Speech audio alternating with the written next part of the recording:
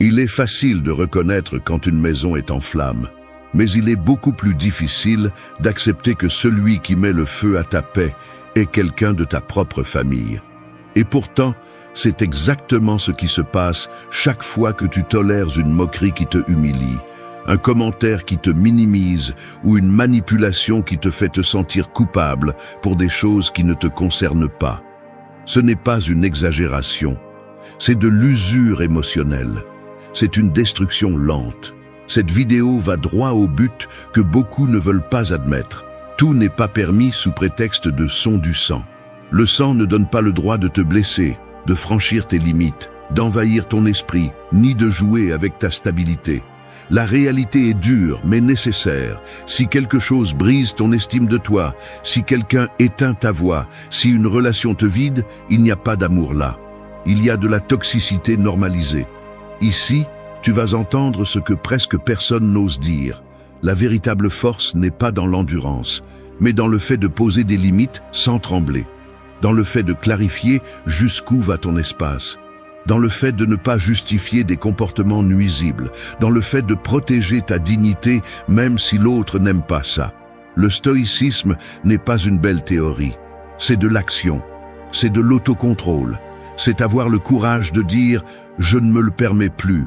Cette vidéo est pour que tu ouvres les yeux, pour que tu comprennes que ta paix vaut plus que n'importe quel lien qui te brise de l'intérieur. Reste jusqu'à la fin. Tu vas entendre ce que tu as besoin d'entendre depuis des années, mais que personne n'a eu le courage de te dire. 1. Ne tolère pas les moqueries déguisées en humour. C'est comme porter une corde attachée à la poitrine pendant que quelqu'un de l'autre côté la tire sans intention de t'aider, mais pour voir jusqu'où tu peux tenir avant de te briser. Chaque tirage semble petit, insignifiant, presque inoffensif, mais avec le temps, il devient une douleur constante, qui te marque, t'use et t'habitue à souffrir en silence. C'est ainsi que fonctionnent les moqueries déguisées en humour. Elles entrent doucement, se maquillent d'affection et deviennent ensuite une forme de contrôle émotionnel qui te fait douter de ta propre valeur. Et le pire, c'est que souvent, elles viennent de personnes proches, des personnes qui devraient prendre soin de toi et non te blesser. Quand quelqu'un se moque de toi et conclut par un « je plaisantais seulement », ce qu'il dit vraiment, c'est « je veux te manquer de respect » sans en affronter les conséquences. Le véritable humour ne fait jamais mal. Quand ça fait mal, ce n'est pas une blague, c'est une agression douce. Celui qui te fait ça ne cherche pas à rire avec toi, il cherche à te tester. Il cherche à mesurer combien tu peux endurer sans rien dire. Chaque fois que tu restes silencieux, il apprend quelque chose sur toi, qu'il peut continuer à le faire, que tes limites sont fragiles, que ton silence est facile à obtenir. Du point de vue stoïcien, Épictète enseignait que personne ne peut te rabaisser sans ton consentement. Ici, cet enseignement devient brutalement littéral. Chaque moquerie que tu justifies, chaque commentaire que tu minimises, chaque rire forcé pour ne pas déranger est un consentement que tu donnes sans le vouloir. Les moqueries familiales sont les plus dangereuses. Elles se cachent derrière des phrases comme « c'est comme ça ici », « ne sois pas exagéré, tu es toujours sensible ». Mais si tu regardes attentivement, tu te rendras compte que la seule tradition ici est le dommage émotionnel normalisé. Ta première responsabilité est de le reconnaître. Arrête de normaliser ce qui te dérange. Accepte que ce poids sur la poitrine quand quelqu'un plaisante avec toi est ton esprit te disant que tu ne reçois pas d'amour, mais du manque de respect. La deuxième responsabilité est de l'exprimer. Tu n'as pas besoin de crier ou de te justifier. Il suffit de le dire clairement. Ça ne me plaît pas. Ce n'est pas drôle. Je n'accepte pas ça. Ta voix est la frontière qui protège ta dignité. La troisième responsabilité est d'agir. Si la personne insiste, si elle recommence, si elle se moque encore après que tu aies parlé, alors ce n'est plus une erreur, c'est une décision. Et quand quelqu'un décide de te manquer de respect, ton devoir est de mettre de la distance, émotionnelle ou physique. Celui qui t'aime ne te blesse pas pour le plaisir. Il n'utilise pas des blagues pour te rabaisser. Il ne jouit pas de ton inconfort. Les gens sains prennent soin, respectent, écoutent et s'arrêtent quand ils remarquent que ça fait mal. Le reste n'est pas de l'humour. C'est de la violence douce. Ce premier point n'est pas seulement une leçon. C'est un filtre. Un rappel que ta dignité ne se sacrifie pas pour maintenir la paix avec les autres, parce que la paix qui exige ton silence n'est pas la paix. C'est la soumission. Et tu n'es pas né pour supporter. Tu es né pour te respecter. 2. Arrêter la manipulation émotionnelle. C'est comme être pris au piège dans une toile d'araignée que vous ne voyez pas au début. Vous ne ressentez qu'une légère traction, une petite pression, quelque chose apparemment inoffensif, mais chaque mouvement que vous faites vous enveloppe davantage. Non pas parce que vous ne pouvez pas sortir, mais parce que quelqu'un a appris exactement quel fil bouger pour que vous vous sentiez coupable, responsable et obligé de porter des émotions qui ne sont ni les vôtres, ni ne vous appartiennent. La manipulation émotionnelle fonctionne ainsi, douce, silencieuse et efficace, conçue pour vous faire sentir mal, de poser des limites, de penser à vous, de dire non. Le manipulateur émotionnel ne crie pas toujours, n'impose pas toujours.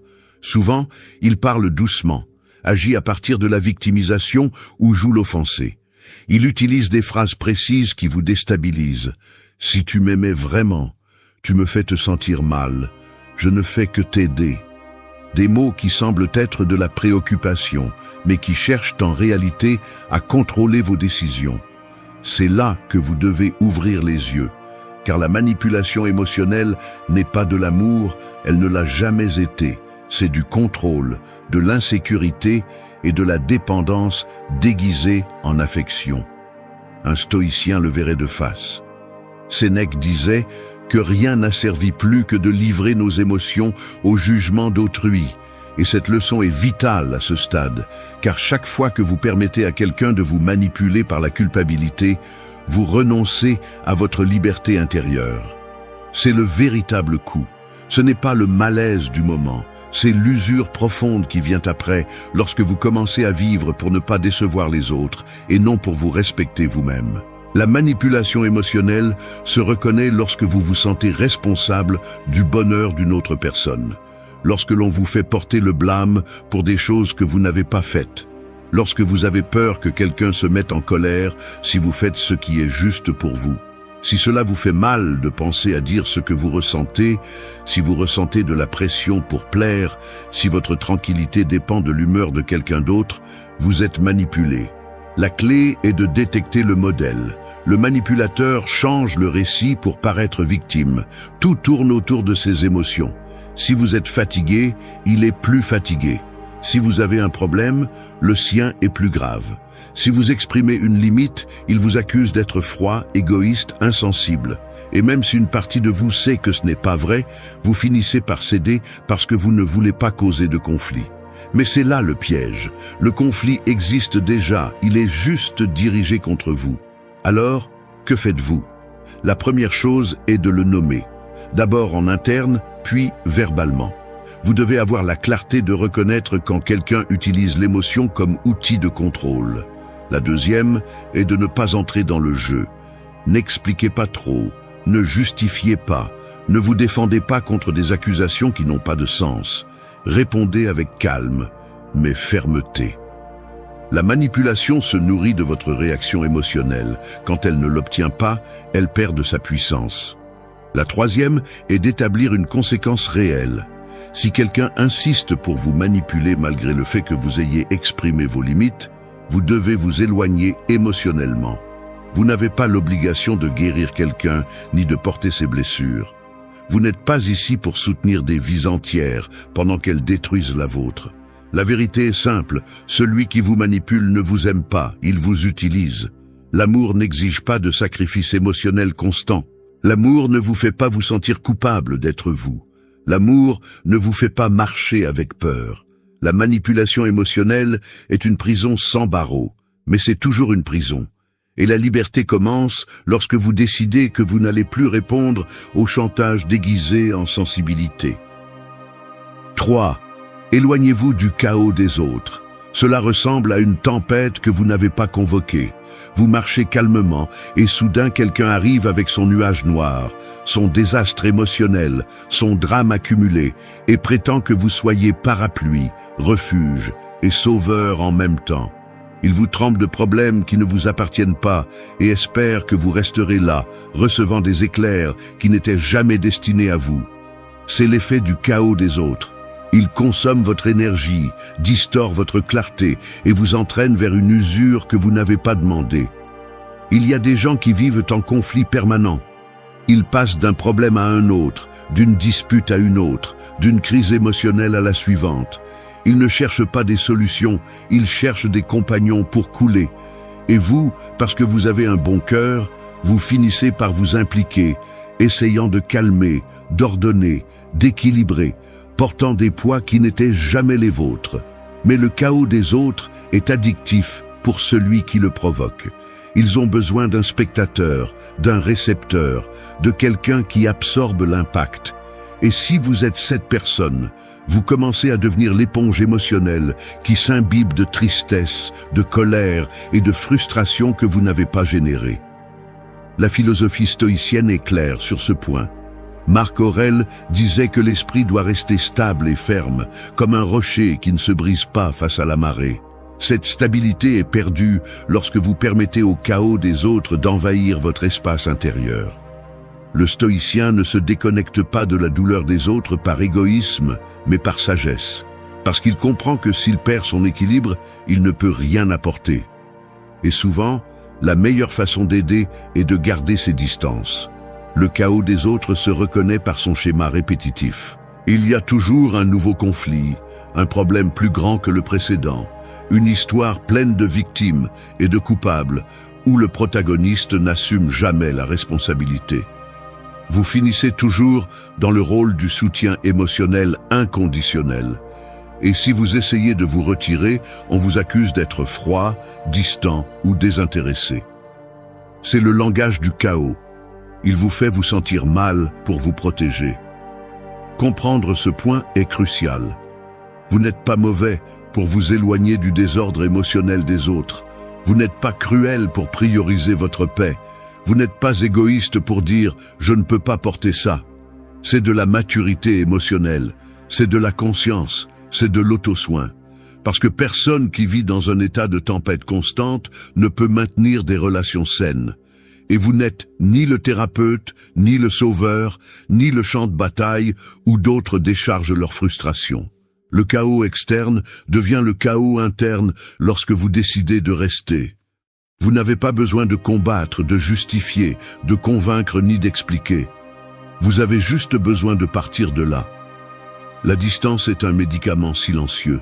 Il ne discute pas, n'accuse pas, ne pointe pas. Il vous libère simplement. Il vous rend la clarté, l'énergie, la concentration. Et quand vous retrouvez votre paix, vous réalisez que la plupart du poids que vous portiez n'était même pas le vôtre. S'éloigner ne signifie pas punir, cela signifie vous protéger. Cela signifie reconnaître que tout le monde ne mérite pas d'accéder à votre esprit, à votre temps, à votre stabilité. Certains cherchent seulement un endroit où décharger leur désordre, et si vous le leur permettez, ils finiront par éteindre votre lumière pendant que vous essayez de soutenir la leur.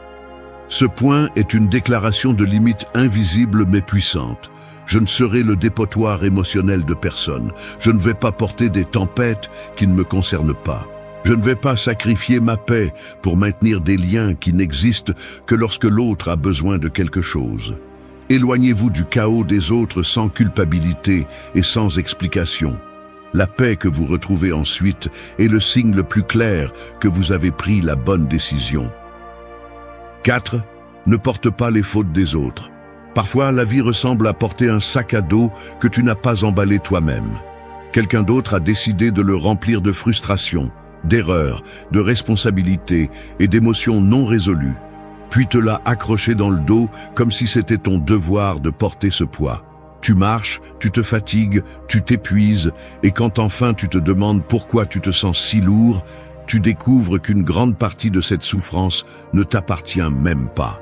C'est ainsi que fonctionnent les fautes des autres. Elles entrent sans permission, restent sans raison, et te détruisent sans faire de bruit. Il y a des gens qui maîtrisent l'art de tout transformer en ta responsabilité. S'ils commettent une erreur, tu es celui qui aurait dû la prévenir. Si quelque chose tourne mal, tu aurais pu faire plus. S'ils réagissent mal, tu les as provoqués. Et peu à peu, tu commences à douter de toi-même.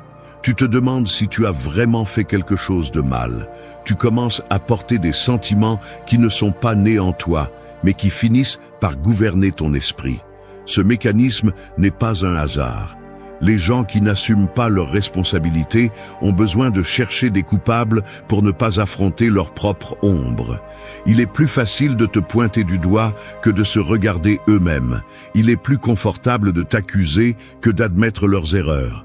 Et si tu permets que cela se répète, tu finis par devenir le réceptacle émotionnel de ceux qui ne veulent pas prendre en charge leur propre vie. La philosophie stoïcienne clarifie ce point. Marc Aurèle disait que chaque personne est responsable uniquement de ses actes, de ses décisions et de son esprit.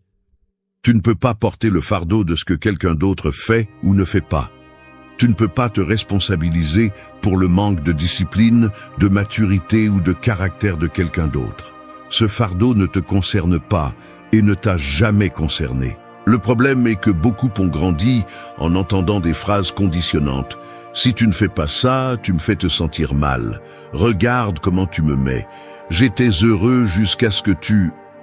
Cette programmation émotionnelle t'apprend à croire que ton existence contrôle le bonheur des autres, mais c'est un mensonge dangereux.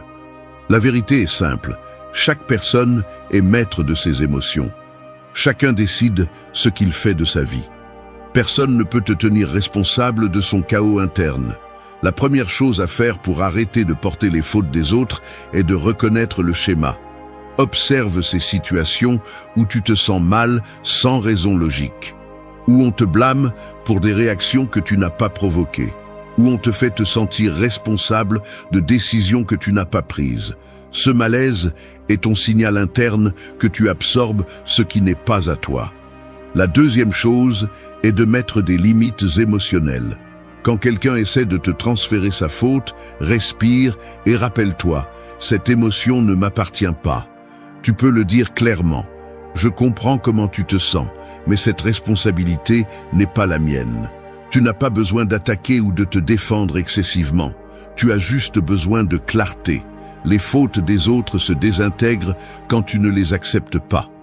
La troisième chose est d'arrêter de te transformer en sauveur émotionnel. Tu ne peux pas réparer ceux qui ne veulent pas se réparer. Tu ne peux pas résoudre des problèmes qui ne sont pas nés de toi. Tu ne peux pas vivre en éteignant des feux que d'autres provoquent par leur propre manque de responsabilité. Ta paix mentale vaut plus que toute tentative d'être un héros pour ceux qui ne veulent pas changer. La faute est un outil de contrôle lorsqu'elle est mal utilisée. Elle produit de la soumission, te fait douter, te fait te sentir petit. Mais quand tu commences à rejeter les fautes qui ne sont pas les tiennes, tu retrouves ton autonomie mentale. Tu retrouves ta voix. Tu retrouves ton pouvoir. Ce point est une libération interne. Tu arrêteras de demander pardon pour des choses que tu n'as pas faites. Tu arrêteras de te sentir honteux pour des émotions qui ne sont pas les tiennes. 5. Protège ton chemin de l'envie. Se sentir observé par des yeux envieux, c'est comme marcher sur un sentier tranquille pendant que quelqu'un, caché parmi les arbres, lance de petites pierres dans ton dos. Elles ne te blessent pas gravement, mais elles interrompent ta marche, volent ta concentration et cherchent à te faire douter de ta propre progression. L'envie fonctionne ainsi. Elle n'a pas besoin de crier, elle n'a pas besoin de te détruire d'un coup. Il suffit de semer des doutes, des commentaires passifs-agressifs ou des comparaisons déguisées en inquiétude pour que tu commences à remettre en question ta propre valeur. Il y a des gens qui ne supportent pas de te voir grandir. Non pas parce que tu leur as fait quelque chose, mais parce que ton évolution leur rappelle ce qu'ils n'ont pas osé tenter. Ta discipline les dérange, ton amélioration leur fait mal, ta force les agace. Ils n'en parlent pas directement, mais ils l'expriment par des regards, des silences, des blagues empoisonnées et des attitudes qui semblent petites, mais qui portent une vérité profonde. Ils ne célèbrent pas ton chemin, ils le surveillent. L'envie au sein de la famille est encore plus dangereuse. Beaucoup la nient, la dissimulent, la cachent sous des phrases comme « je veux seulement le meilleur pour toi ». Mais quand tu observes attentivement, tu vois comment chaque réussite tienne les temps, chaque progrès les irrite, chaque changement positif suscite des commentaires qui cherchent à minimiser ce que tu fais. Ces personnes ne veulent pas te voir tomber, mais elles ne veulent pas non plus te voir trop haut. Elles ont besoin que tu ne t'éloignes pas de leur niveau, que tu ne te distingues pas trop, que tu ne changes pas la dynamique où elles se sentent le plus à l'aise. Le regard stoïcien nous rappelle que nous ne pouvons pas contrôler l'opinion des autres, mais nous pouvons contrôler ce que nous laissons entrer dans notre esprit. Épictète disait que ce n'est pas ce qu'on te dit qui t'affecte, mais l'interprétation que tu fais de ces mots. L'envie des autres ne te détruit que si tu la prends pour une vérité. Si tu décides de ne pas lui donner accès à ton identité, elle n'a pas de pouvoir. L'envie est un poison qui ne fonctionne que si tu le bois. La première chose pour te protéger de l'envie est d'identifier les modèles. Ils félicitent avec froideur, ils louent avec réserve, ils demandent tes objectifs, mais seulement pour mesurer si tu vas trop loin. Ils critiquent des décisions qu'ils n'ont jamais eu le courage de prendre. Ils utilisent des phrases comme « Pourquoi tant ? N'est-ce pas trop ? Je ne le ferai pas comme ça ». Et derrière ces mots, il y a un message caché. « Ça me dérange que tu avances ». Ce message est ton signal. La deuxième chose est de marquer une distance émotionnelle. Tu n'as pas besoin de couper complètement la relation, mais tu as besoin d'arrêter de partager ce qui t'importe avec ceux qui ne savent pas le gérer. Tout le monde ne mérite pas d'avoir accès à tes rêves. Tout le monde ne doit pas connaître tes plans. Tout le monde ne peut pas entendre tes progrès. Certains veulent seulement cette information pour se comparer, pas pour te soutenir. La troisième chose est de te concentrer sur ton chemin sans regarder sur les côtés.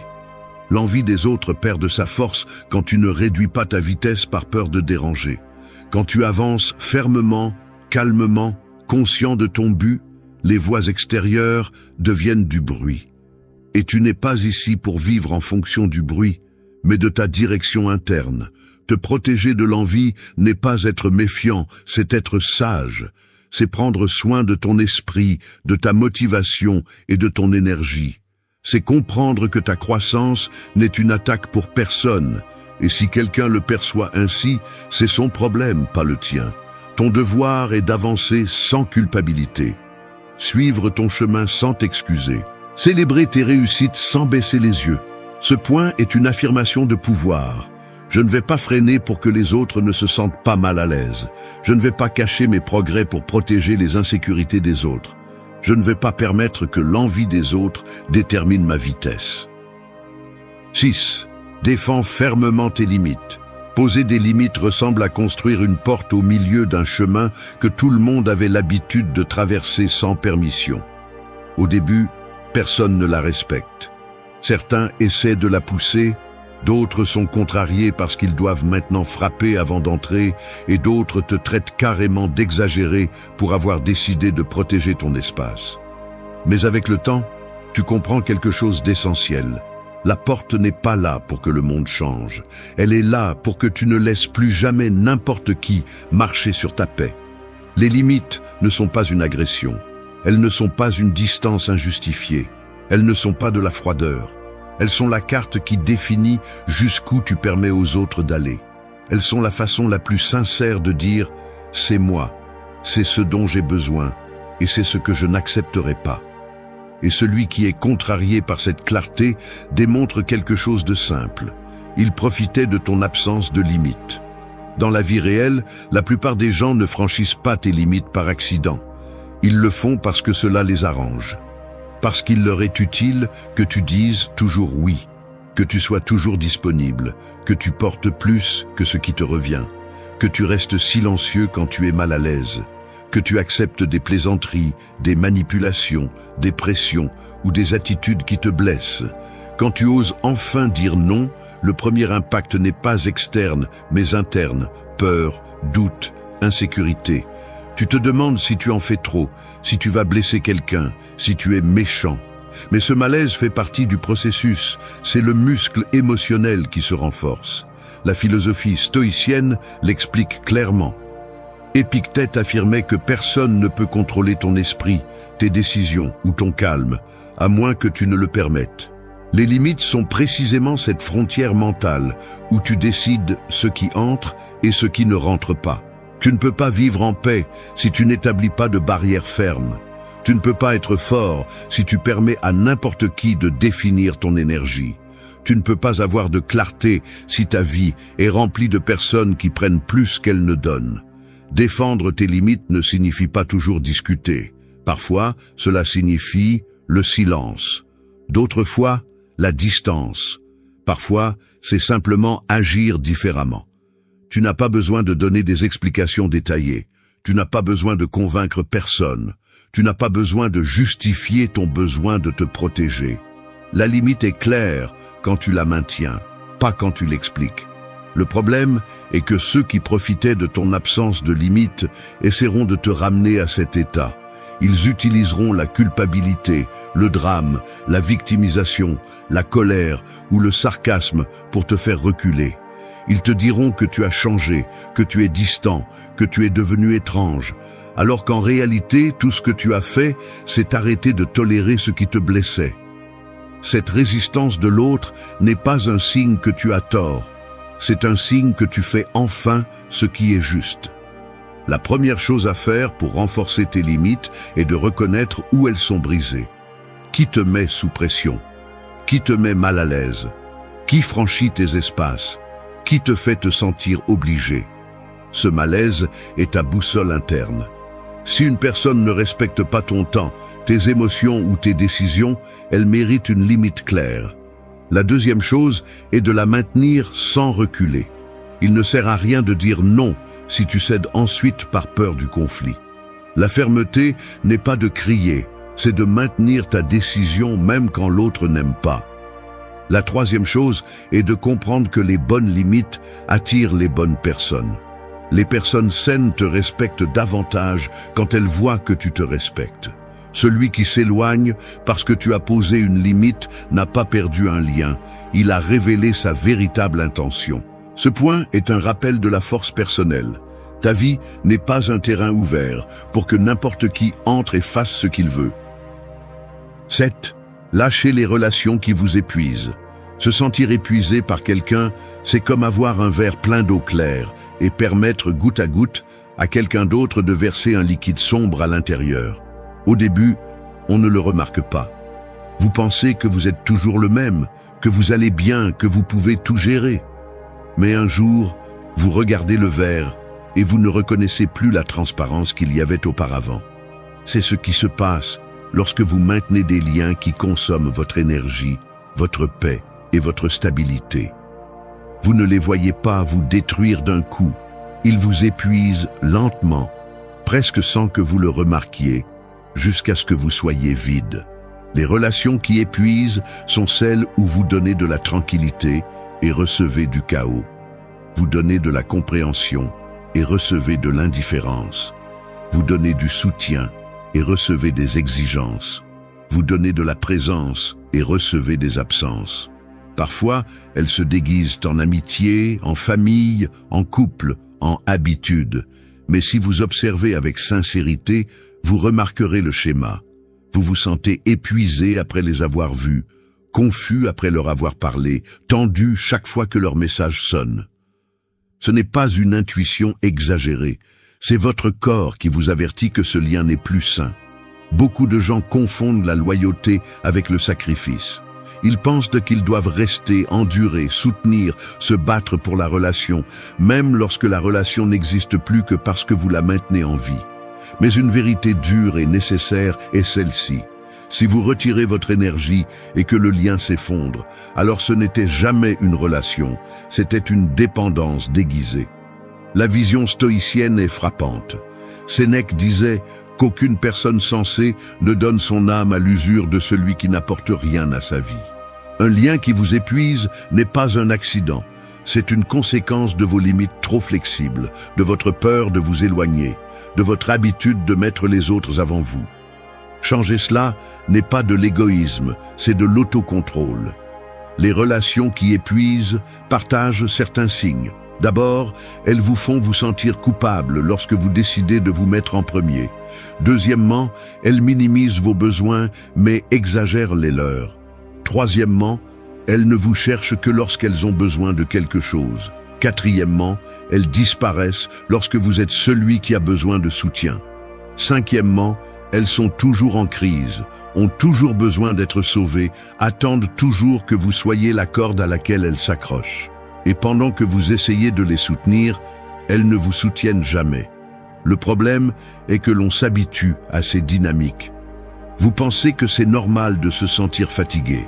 Vous pensez que c'est une partie de la relation de se sentir insécurisé, tendu ou épuisé.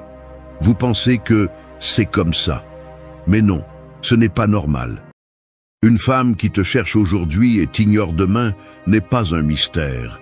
C'est un test de ta stabilité, de ton centre et de la rapidité avec laquelle tu perds la tête quand quelque chose ne se passe pas comme prévu.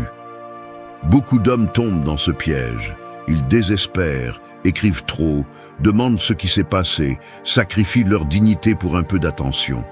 Et à ce moment-là, sans s'en rendre compte, ils perdent le respect, l'attraction et le contrôle de la situation.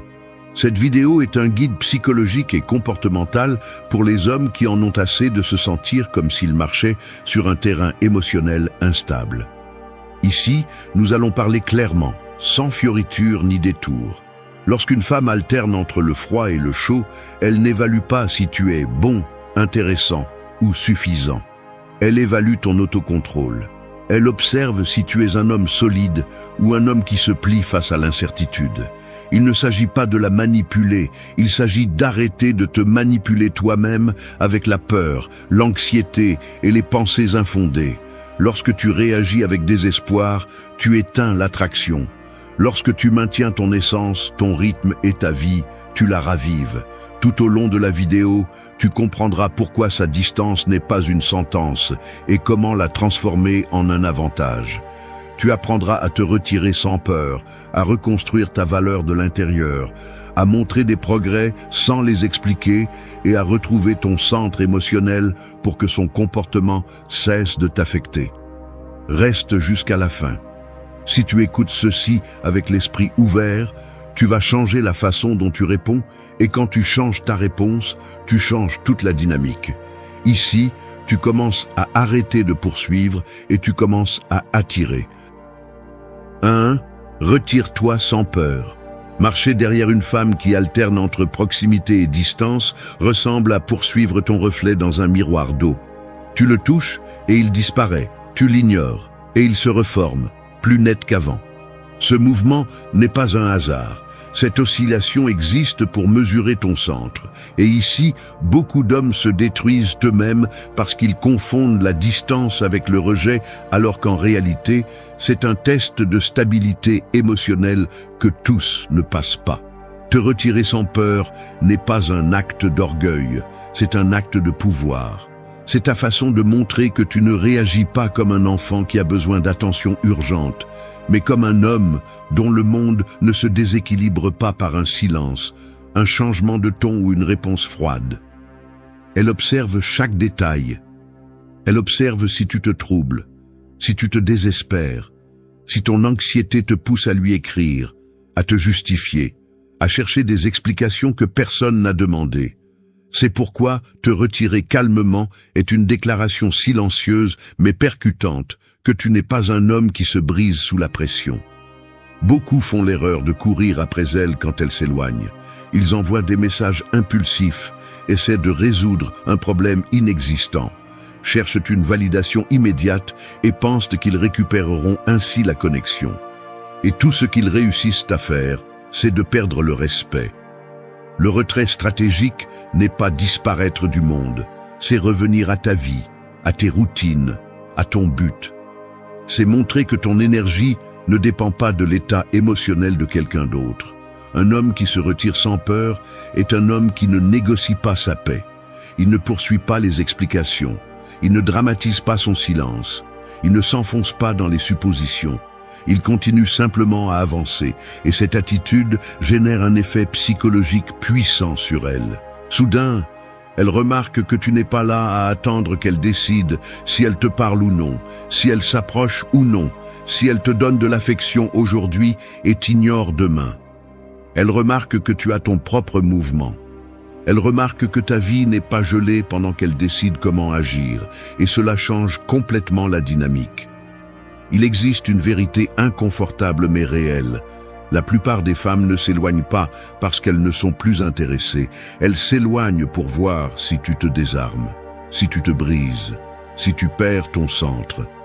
C'est un test inconscient qui révèle immédiatement si tu es un homme émotionnellement fort ou un homme qui dépend de l'attention constante.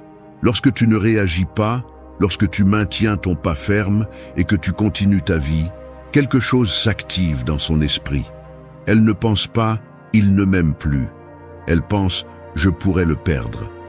Te retirer sans peur signifie aussi éviter les questions qui te font paraître insécurisé. Ne dis pas « il y a quelque chose qui ne va pas »« ai-je fait quelque chose de mal ?»« pourquoi es-tu distante ?» Ces phrases détruisent l'attraction parce qu'elles montrent que tu es anxieux de récupérer quelque chose que de ton point de vue, tu es en train de perdre. Mais si au lieu de cela, tu gardes le silence, le calme et la fluidité dans ta propre vie, elle sent qu'il y a quelque chose de différent. Elle sent que tu es un homme avec un contrôle émotionnel, avec des limites et avec une structure interne solide. C'est ici que tu te sépares de la majorité. La majorité réagit. Tu réponds. La majorité se désespère. Tu t'organises. La majorité s'accroche. Tu te retires. Et cette différence est ce qui élève ta valeur sans avoir besoin de prouver quoi que ce soit. Lorsqu'une femme remarque qu'elle ne peut pas contrôler ton état émotionnel avec sa distance, elle commence à te voir avec d'autres yeux. Et surtout, elle commence à se rapprocher à nouveau. Te retirer sans peur n'est pas abandonner. C'est montrer que ton centre est en toi, pas en elle. C'est le premier pas pour inverser la dynamique, pour récupérer le pouvoir, et pour qu'elle revienne, non pas par pression, mais par curiosité et respect. Tout commence ici. Ici, tu arrêtes de poursuivre et tu commences à attirer. 2. Occupe ton esprit, pas ton anxiété. Imagine ton esprit comme une pièce avec une seule chaise au centre. Si tu ne l'occupes pas, l'anxiété s'y installe sans demander la permission. Et une fois qu'elle s'installe, elle commence à inventer des histoires, à exagérer les silences, à interpréter les regards et à créer des tempêtes où il n'y avait qu'une légère brise. C'est exactement ce qui se passe lorsqu'une femme prend ses distances et que tu n'as pas ton esprit occupé par ta propre vie. Tu laisses de l'espace libre, et cet espace est rempli par la peur, l'imagination, le besoin, l'obsession, et rien ne détruit plus rapidement l'attraction qu'un homme gouverné par ses pensées plutôt que par son attitude. La plupart des hommes pensent que la distance d'une femme fait mal parce qu'ils la regrettent. Non, ça fait mal parce qu'ils n'ont pas assez de structure interne pour se soutenir eux-mêmes. Ça fait mal parce qu'ils ne savent pas quoi faire de leur temps ni de leur tête quand elle ne répond pas. Et ce vide mental est dangereux car il te pousse à imaginer des scénarios qui n'existent pas, à penser que tu l'as perdue, à croire qu'elle a besoin que tu insistes pour qu'elle revienne. L'anxiété te ment. L'anxiété te pousse à agir par peur. C'est pourquoi tu dois occuper ton esprit avant que l'anxiété ne le fasse pour toi. Lorsqu'une femme devient froide, ta réaction automatique est de vérifier ton téléphone plus souvent, de rester en pause en attendant qu'elle écrive, de ressentir un vide dans la poitrine, de perdre la concentration et de te retrouver piégé dans un cercle mental absurde. C'est alors que tu deviens le genre d'homme qui perd son attrait.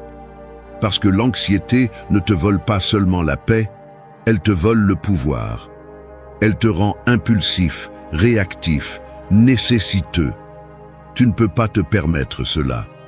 Ton esprit doit être un territoire gouverné par toi, pas par les émotions du moment. Occuper ton esprit signifie que ta vie ne s'arrête pas pour quelqu'un qui est en train de décider comment bouger. Cela signifie remplir ton agenda avec de l'activité réelle et non avec des pensées. Des objectifs La salle de sport, le travail, des projets personnels, de nouveaux apprentissages, la famille, les amis, tout ce qui construit ton identité au-delà de toute relation. Lorsque tu as une vie bien remplie, tu n'as pas de place pour l'obsession. Et lorsque tu n'es pas obsédé, ton énergie change, ta présence change, ta vibe change. Une femme ressent la différence entre un homme qui l'attend et un homme qui avance. Occuper ton esprit est aussi un acte de discipline émotionnelle. C'est choisir de ne pas rester dans la chaise vide de l'incertitude. C'est contrôler l'impulsion de vérifier les réseaux, d'analyser les messages, de chercher des indices là où il n'y en a pas. C'est revenir à ta vie chaque fois que ton esprit veut te détourner vers l'anxiété. Cela démontre la maturité. Une femme perçoit quand tu as ton propre monde et quand tu es un homme qui se tient debout. Elle perçoit quand ta vie continue de fonctionner même si elle est froide. Et ce contraste est ce qui ravive l'intérêt. Si tu n'occupes pas ton esprit te détruit. Aussi simple que cela.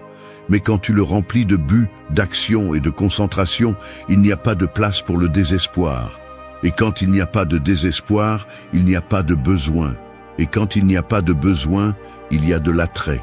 Parce qu'un homme qui ne perd pas la tête à cause de la distance est un homme qui dégage de la sécurité, un homme qui inspire, un homme qui attire l'attention sans la demander. Comprends quelque chose de fondamental. La distance féminine n'est pas un signal pour rester immobile en attendant. C'est un signal pour avancer vers toi, pour grandir, pour devenir plus intéressant, plus fort, plus occupé, plus concentré. Chaque minute que tu passes à penser à ce qu'elle fait est une minute que tu perds à construire ce que tu devrais être en train de faire. 3. Construis une valeur qui ne dépend pas d'elle. Il y a une vérité que la plupart des hommes connaissent trop tard. La valeur personnelle est comme une ville. Si tu ne la construis pas brique par brique, tu dépendras de quelqu'un d'autre pour la soutenir. Et quand cette personne s'éloigne, même pour quelques jours, toute ta structure s'effondre. C'est le problème quand ton estime de toi dépend de l'attention d'une femme qui est chaleureuse aujourd'hui et distante demain. Tu ne perds pas quelqu'un. Tu perds le miroir où tu reflétais ta valeur, et c'est pourquoi ça fait si mal. Non pas parce qu'elle est indispensable, mais parce que tu ne t'es pas rendu indispensable à toi-même. La confusion survient quand elle change son comportement et que soudainement tu te sens plus petit, plus insécurisé, plus douteux de toi. Mais tu ne doutes pas de toi, tu doutes de la valeur que tu croyais avoir, parce que tu l'avais construite sur la validation de quelqu'un d'autre. C'est ce qui sépare les hommes émotionnellement forts de ceux qui se brisent au moindre mouvement. Les premiers construisent leur valeur de l'intérieur, les seconds la cherchent à l'extérieur. Tu ne vas plus faire partie du second groupe.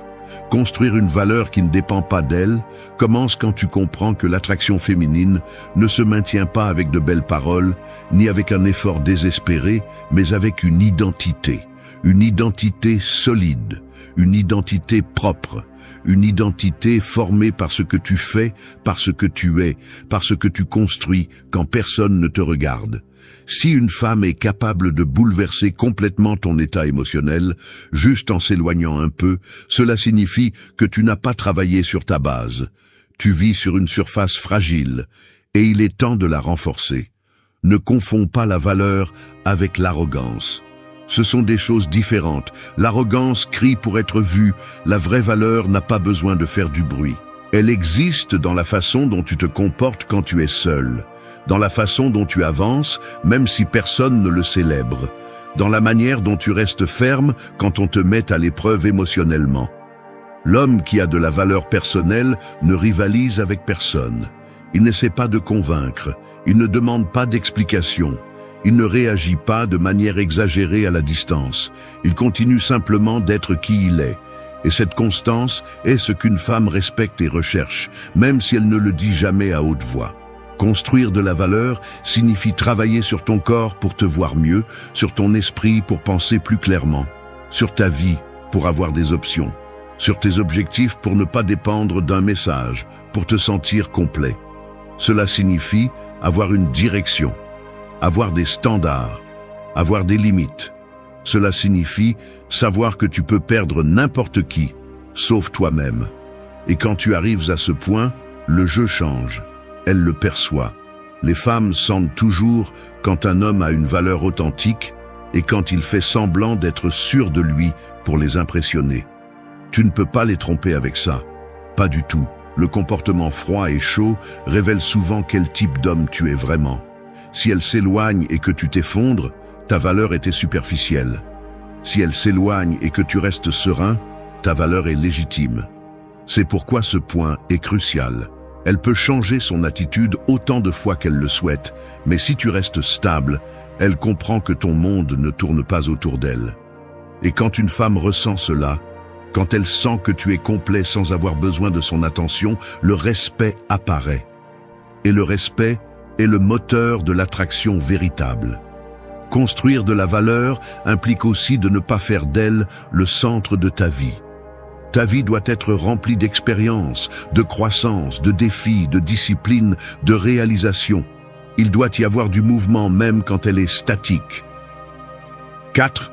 Transforme sa distance en ton avantage. La distance d'une femme fonctionne comme une ombre projetée sur le mur. Tandis que tu essaies de l'attraper avec tes mains, elle s'échappe. Mais dès que tu restes immobile et en contrôle, l'ombre cesse de bouger et révèle ce qui se passe réellement. C'est exactement ce qui se passe quand elle s'éloigne sans raison apparente. Sa distance n'est pas un mur, c'est un miroir. Et selon ta réaction, ce miroir te montre si tu agis par peur ou par pouvoir. La plupart des hommes interprètent la distance comme une menace, comme un signe que quelque chose ne va pas, comme un avertissement qu'ils vont la perdre. Et à ce moment-là, ils commettent les erreurs qui les enterrent. Ils cherchent des explications, envoient des messages inutiles, demandent pourquoi elle est froide, essaient de récupérer ce qu'ils croient être en train de disparaître. Et sans le savoir, ils font exactement ce qui détruit l'attraction. Elle ne s'éloigne pas pour que tu la poursuives. Elle s'éloigne pour observer comment tu gères l'incertitude. Transformer sa distance en ton avantage nécessite un changement complet de mentalité. Il ne s'agit pas de résister, il ne s'agit pas de l'ignorer par fierté. Il s'agit de continuer à avancer avec une telle naturalité que sa distance ne définit pas ton rythme. Et quand elle perçoit cela, quelque chose change instantanément. Elle ne sent pas que tu te figes en attendant sa réaction. Elle sent que tu continues à grandir sans rien attendre d'elle. Ce mouvement indépendant est ce qui suscite un réel intérêt chez une femme habituée à ce que tout le monde réagisse à ces changements de température émotionnelle. Sa distance devient ton avantage lorsque tu l'utilises comme un terrain fertile pour t'améliorer. Quand tu ne perds pas de temps à te demander « qu'est-ce que j'ai fait ?», mais que tu investis ce temps à aller à la salle de sport, à apprendre quelque chose de nouveau, à travailler sur tes objectifs, à renforcer ta présence. Quand elle s'éloigne et que tu deviens plus discipliné, plus attirant, plus solide, plus concentré, elle le remarque. Et ce contraste entre son froid et ton avancement crée un malaise silencieux dans son esprit. La possibilité qu'elle te perde pendant qu'elle joue à s'éloigner. Cette sensation vaut plus que n'importe quel message que tu pourrais envoyer. Ici, il est crucial de comprendre quelque chose d'essentiel. La distance ne tue pas l'attraction, elle la révèle. Elle révèle quel type d'homme tu es quand on ne te donne pas ce que tu veux. Elle révèle si ton équilibre est authentique ou s'il n'existe que lorsque tu reçois de l'attention. Elle révèle si tu es de ceux qui s'effondrent ou de ceux qui s'élèvent. Et la vérité est simple. Une femme respecte l'homme qui s'élève. Toujours. Transformer sa distance en ton avantage implique aussi de ne pas tout prendre personnellement. La plupart des comportements froids n'ont rien à voir avec toi. Souvent, ce sont des tests inconscients, des moments d'introspection pour elle, ses insécurités, des changements internes qu'elle n'exprime pas, ou de simples fluctuations émotionnelles.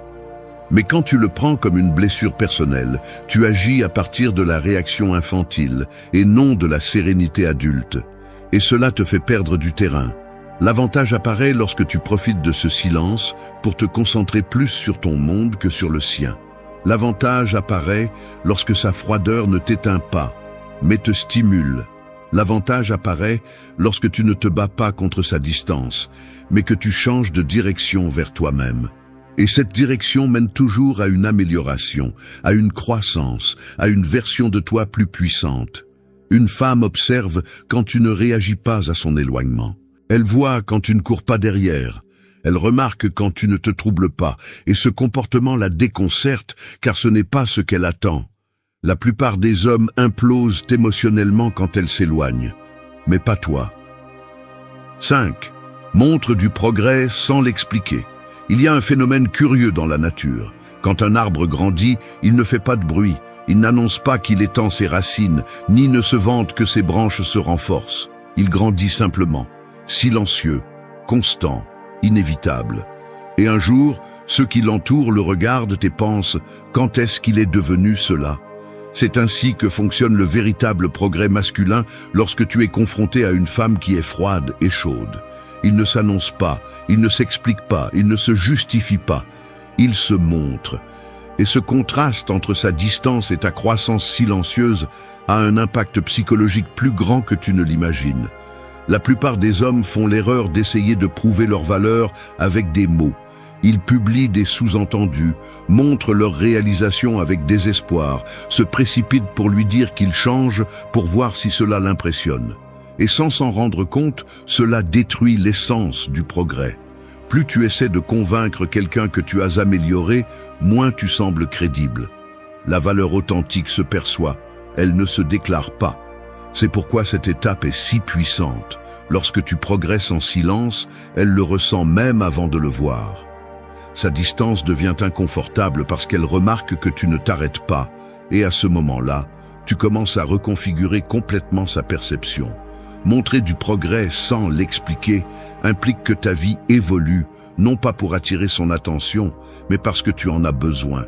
Tes routines s'améliorent, ta discipline augmente, ton physique change, tes objectifs avancent, ta présence devient plus ferme, tu deviens plus sélectif, plus concentré, plus intéressant.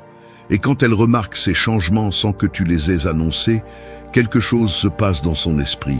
Elle commence à se demander ce qui se passe avec toi. Elle commence à être curieuse. Elle commence à voir que tu n'es plus le même homme qui était pris au piège dans l'incertitude de son comportement. Le progrès silencieux a aussi un effet émotionnel profond sur toi. Il te force à arrêter d'agir par réaction. Il te force à agir par conviction. Tu ne fais pas les choses pour envoyer un message, tu les fais parce qu'elles sont nécessaires pour devenir l'homme que tu veux être. Et quand un homme agit par conviction, son énergie change. Il devient plus intense, plus présent, plus sûr. Une femme le perçoit même à distance, même s'il ne parle pas pendant des jours. Les femmes ressentent la croissance authentique, parce que ce type d'évolution se reflète dans le comportement, dans la posture, dans la façon d'écrire, dans le rythme de vie. Sans l'expliquer signifie exactement cela. Tu ne justifies pas tes absences, tu n'annonces pas tes objectifs, tu ne cherches pas l'approbation, tu laisses ta vie parler pour toi, tu laisses tes actions expliquer ce que tu essayais auparavant de dire avec des mots. Et cela te donne un avantage qu'elle ne peut ignorer. La plupart restent coincés dans un cycle de stagnation émotionnelle pendant que tu progresses en silence. Ce contraste est puissant, il est réel, il est attrayant. Quand elle se rapproche à nouveau, parce qu'elle le fera tôt ou tard, elle va rencontrer un homme différent de celui qu'elle a laissé en attente.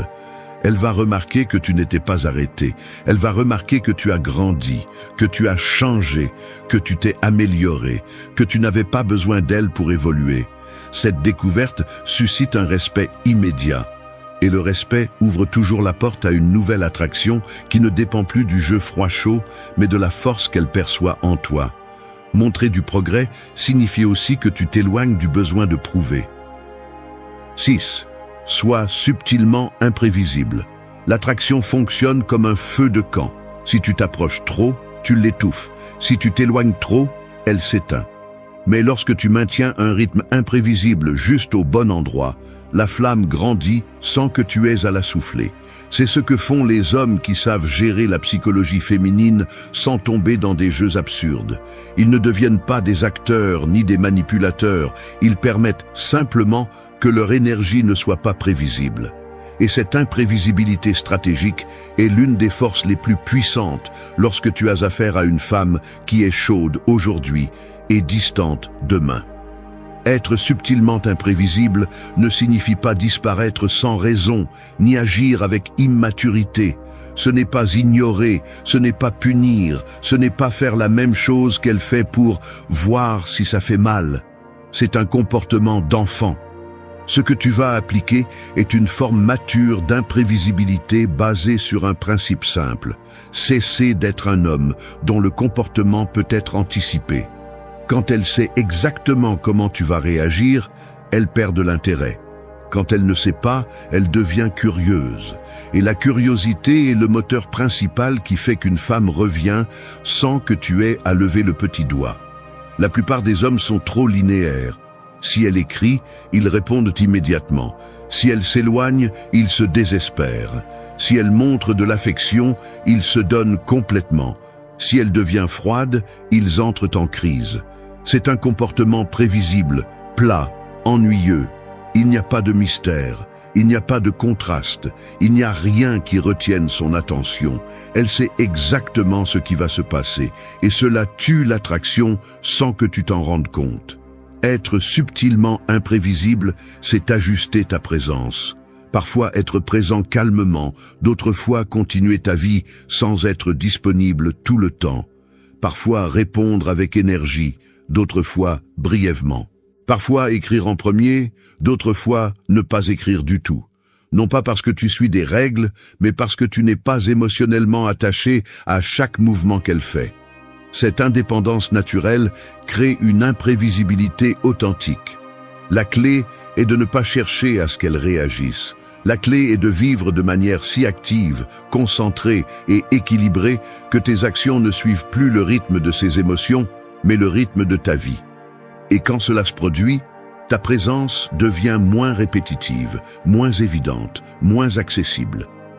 Tu deviens un homme qui a son propre flux, son propre agenda, ses propres intérêts, ses propres temps. Cela déconcerte une femme qui est habituée aux hommes qui tournent autour d'elle. L'imprévisibilité subtile implique également que tu ne donnes pas toujours le même type d'attention. Parfois tu es chaleureux, parfois tu es calme. Parfois tu approfondis la conversation, parfois tu gardes une distance émotionnelle sans justification. Cet équilibre crée un contraste qui active un instinct psychologique en elle, le besoin de te comprendre. Et quand une femme veut te comprendre, elle veut se rapprocher. Mais voici le plus important, l'imprévisibilité ne fonctionne pas si tu la simules. Elle doit naître d'un style de vie réel. Si tu deviens imprévisible avec une intention manipulatrice, elle le sent. Si tu deviens imprévisible parce que tu es plein d'activités, d'objectifs, de mouvements et de buts, elle le sent encore plus. L'authenticité est toujours perçue. Et tu veux qu'elle perçoive la force, pas une stratégie bon marché. 7. Maintien des standards fermes. Une relation sans standard est comme une maison sans fondation. Tu peux la décorer, tu peux la peindre, tu peux la remplir de meubles coûteux, mais au premier tremblement, elle s'effondre complètement. C'est ce qui se passe quand un homme n'a pas de limite, ne sait pas ce qu'il mérite et accepte n'importe quel comportement pour ne pas perdre une femme. Elle ne te respecte pas, non pas parce qu'elle est mauvaise, mais parce qu'elle remarque que tu ne te respectes pas. Les standards ne sont pas des règles rigides, ils sont la structure émotionnelle qui t'empêche de devenir quelqu'un de manipulable, d'insécurisé ou de désespéré. Ils sont le filtre qui sépare ce qui te construit de ce qui te détruit. Quand une femme agit de manière froide et chaude, la première chose qu'elle observe n'est pas ta réaction immédiate, mais combien tu tolères, combien d'instabilité tu permets. Combien d'incohérences tu laisses passer, combien d'inconsistances tu es prêt à accepter sans rien dire. Un homme qui permet trop devient un homme facile à manipuler. Un homme qui sait où sont ses limites est un homme qui ne se plie pas, même quand il aime quelqu'un. Et cette fermeté est magnétique. Maintenir des standards fermes ne signifie pas être agressif ou contrôlant. c'est avoir une clarté totale sur la façon dont tu souhaites être traité et ce que tu ne vas pas accepter, peu importe à quel point elle est belle ou combien tu es intéressé. Cela signifie que tu ne tolères pas le manque de respect, que tu ne reçois pas des miettes émotionnelles, que tu n'acceptes pas des excuses constantes, que tu ne justifies pas des comportements qui te blessent. Cela signifie que tu n'es pas disponible pour quelqu'un qui n'apparaît que quand cela lui convient. Tu n'es pas une station où l'on arrive quand il fait froid et que l'on abandonne quand il y a du soleil. Ta présence est un privilège, pas une échappatoire émotionnelle. Beaucoup d'hommes baissent leurs standards par peur de la perdre, et c'est là que la tragédie se produit. La peur détruit toutes les limites. Elle te fait accepter des choses qui vont à l'encontre de tes valeurs. Elle te fait justifier des froideurs, des absences, des mauvais traitements ou des attitudes ambiguës. Elle te fait penser que, si je supporte un peu plus, elle reviendra aussi chaleureuse qu'avant. Mais ça ne fonctionne pas comme ça. Quand tu baisses tes standards, elle baisse son respect. Quand tu maintiens tes standards, elle augmente son intérêt. Un standard ferme et simple. Tu ne cours pas après quelqu'un qui n'est pas présent. Tu n'insistes pas là où il n'y a pas de réciprocité. Tu ne restes pas dans un cycle émotionnel qui t'épuise. Tu n'es pas là pour être une deuxième option. Et le plus important, tu ne permets pas que son comportement détermine ta valeur. Tu décides quand une dynamique n'est plus acceptable. Tu décides quand tu as besoin de distance. Tu décides quel type d'interaction est digne de ton temps et lequel ne l'est pas. La fermeté ne se démontre pas avec des mots, elle se démontre avec des décisions, avec des actions qui montrent que ton bien-être passe avant tout. Quand elle s'éloigne sans explication, tu ne demandes pas désespérément ce qui se passe. Quand elle te répond de manière froide, tu ne compenses pas en étant plus tendre.